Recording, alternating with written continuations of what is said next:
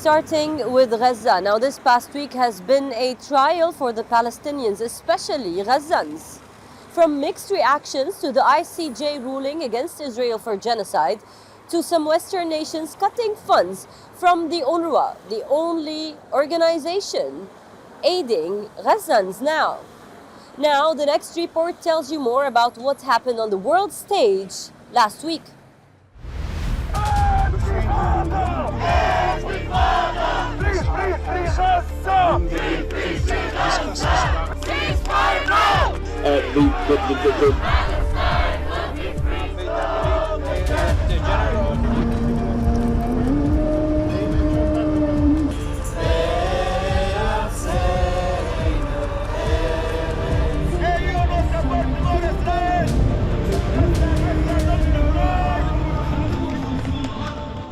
These were the scenes outside the International Court of Justice on a cold winter morning of January 26th, when hundreds rallied outside the World Court waiting for the verdict on South Africa's case of genocide against Israel.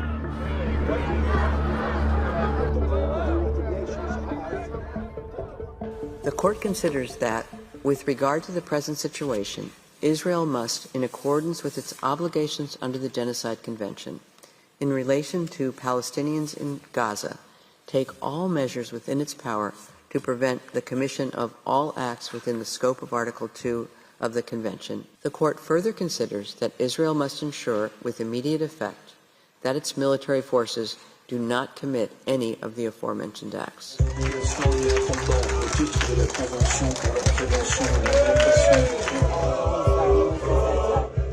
The interim ruling drew mixed reactions from world leaders and commoners alike. Israeli leaders dismissed the verdict, yet again calling for Israel's right to self-defense. Like every country, Israel has an inherent right to defend itself. The vile attempt to deny Israel this fundamental right is blatant discrimination against the Jewish state, and it was justly rejected. The charge of genocide leveled against Israel is not only false, it's outrageous, and decent people everywhere should reject it. Others hailed the judgment as a much-needed acknowledgement of Israel military's genocidal acts in Gaza that has so far killed thousands and rendered 85% of its population homeless.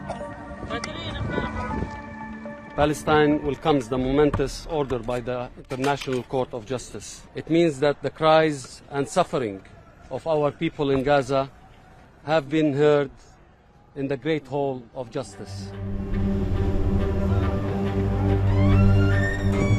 Palestinians, however, are disappointed that the ICJ did not call for a ceasefire to stop the escalating death toll in Gaza. Every day we suffer seeing an increasing number of martyrs and wounded. We were hoping for the ICJ to immediately end the war, to spare the blood of those who are alive, the Palestinian people who are still alive. With every hour that passes, we lose beloved ones, neighbors, relatives, innocent, unarmed children who are not part of the war. While the verdict did not directly order a ceasefire in Gaza, the World Court has asked Israel to prevent acts of genocide in the war-ravaged enclave. The 15-2 ruling also said that actions of Israeli forces should deter from acts of genocide, detailing all provisions covered by the International Convention. Ever since Israel declared a siege on Gaza, several countries and humanitarian organizations have accused the country of committing a genocide against Palestinians.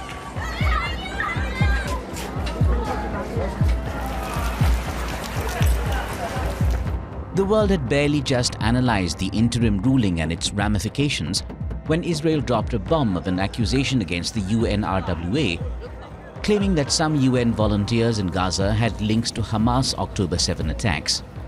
What promptly followed was several Western nations pulling out their funding to the humanitarian organization.